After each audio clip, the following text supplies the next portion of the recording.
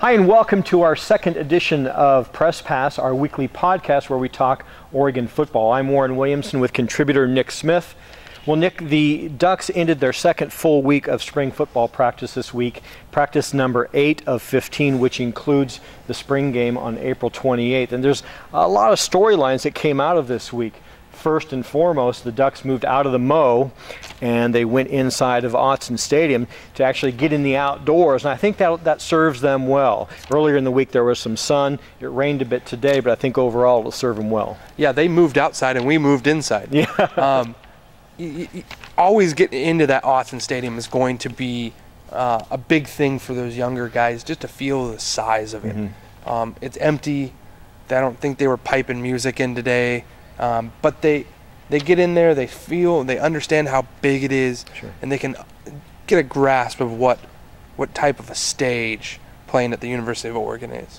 One of the big storylines that came out this week, earlier in the week, is that Chip Kelly brought in 2 Pac-12 official Pac-12 officials to run through situational drills. And I think that's really interesting because these officials actually do hands-on training with a lot of position players to help teach them what officials look at during scrimmages and during game action. I think that will serve the Ducks well. Absolutely. As players can understand, sometimes you get called for something, you have no idea what they called you for. So imagine you're Terrence Mitchell or Carson York, or Ryan Clanton, or one of those guys, and you get called for a pass interference or an illegal contact downfield, or a hold, or any of that stuff in the backfield, and then you have the ref right there to sit there and be like, hey, you got outside the framework of the body, and that's why I called you for holding.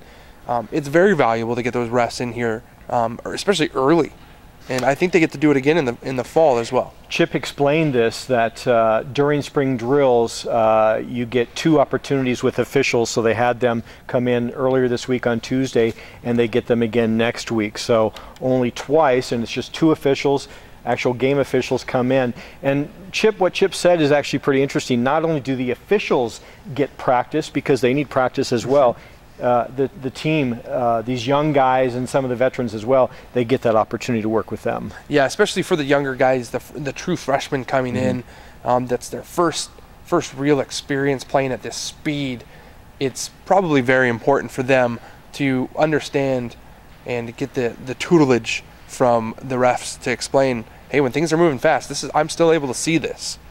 We talked to special teams coach Tom Osborne earlier in the week, and he was very complimentary of what he's seen so far in the way of special teams. Oregon has always had good special teams, very solid special teams, from kick to punt returns and coverage teams as well.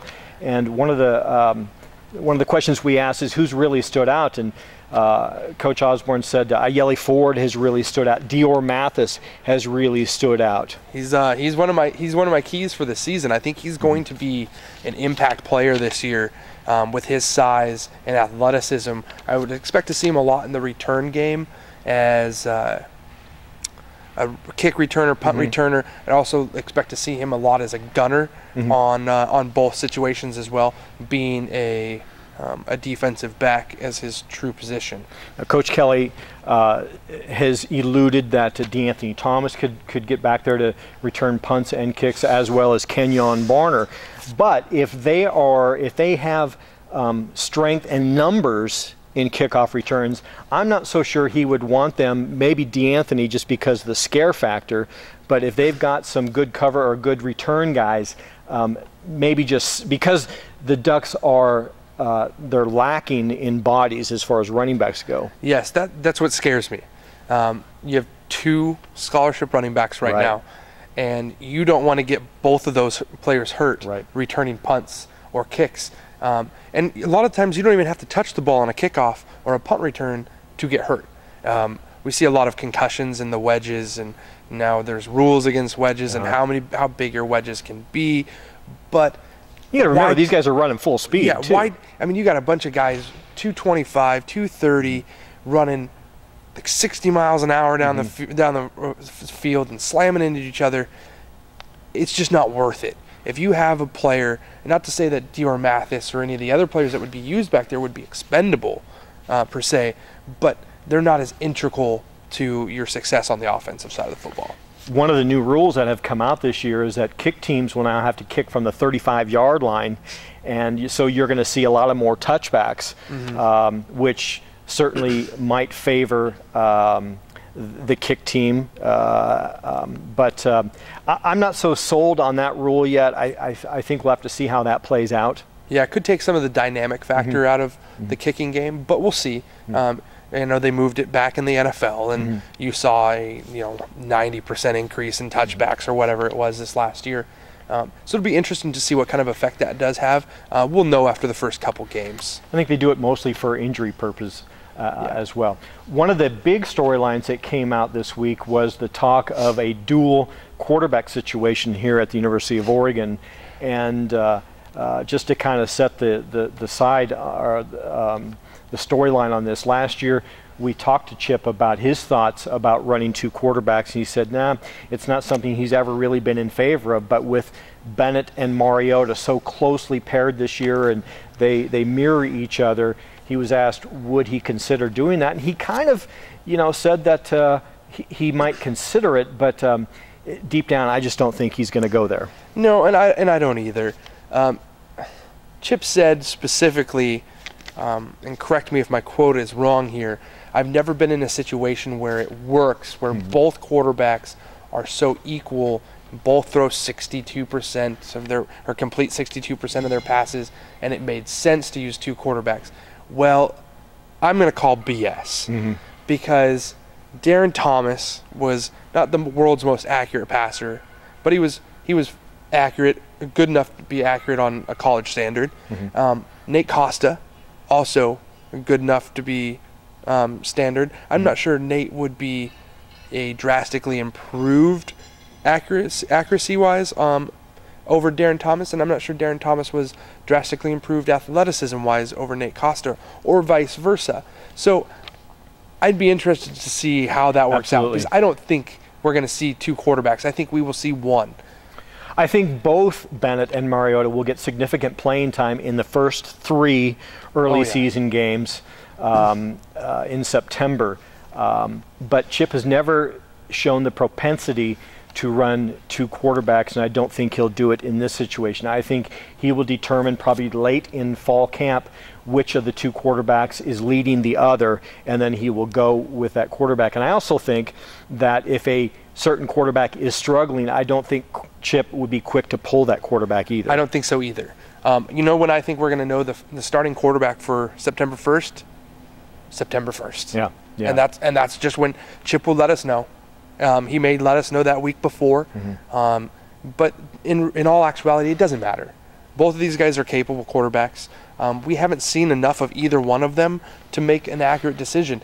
Brian Bennett looked great last year in the playing time he got, but look who he got playing time against. He didn't play against the top quality opponents that Oregon will play in the Pac-12 schedule this year. So it'll be interesting to see. I will say, though, the Rose Bowl, I called it and said I would not be surprised if we saw Chip put Brian Bennett and Darren Thomas on the field at the same time. And sure enough, they did the throwback pass. I think we'll see a lot more of that this year, because we don't have a redshirt year to use here. So he's going to try to get both of these guys on the field, because Chip's thing is, I'm going to put the best 11 football players on the field at the same time.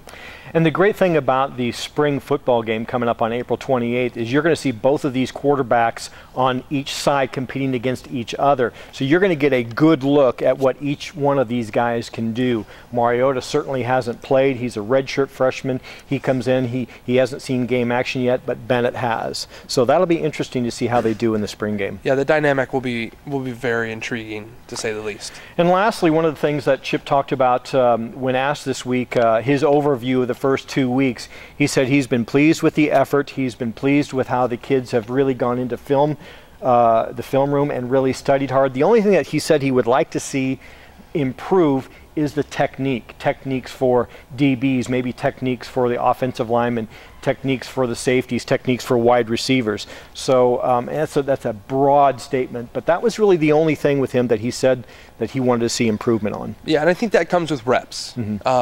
A lot of these guys, haven't stepped foot on a football field other than their sprint drills and their workouts and winter workouts that they did over the break between the Rose Bowl and now. So I would expect that to get better with some time. By the end of the spring practices, I would expect him to say that technique is pretty well there. Some guys will still need to work a lot in the fall. Like we can't forget that this is just the beginning. This is 6 or 15 practices. Right. Like that's it. Right. I mean, they have 30 practices, I believe, 30 or 40 practices before when fall camp opens before the first game. So we got to keep that in mind that this is very early. And that's when things really amp up. We don't want to jump the gun yet, Right. but we would expect to see the offensive linemen start to dial in their techniques. They have a dead period to the point where the coaches can't interact with their players and stuff, but that doesn't mean players can't interact with other players. Right. And they can expect to see Carson York pull the lineman aside and say, hey, we're going to go work some drills today, and we're going to work on footwork a little bit, 5 minutes here, 10 minutes here. So we'll see the leadership come out and really hammer in that technique here over the next couple months. Good stuff, good information. Yeah. Well, that wraps up week number 2. This is Press Pass here on Oregon Duck Football News. Make sure to join us every week. Next week we will come back with our 3rd edition. We will only do Press Pass during spring drills, then we'll come back and do more of Press Pass as fall camp begins this August. So for Nick Smith, I'm Warren Williamson. Thanks for joining us on Oregon Duck Football News.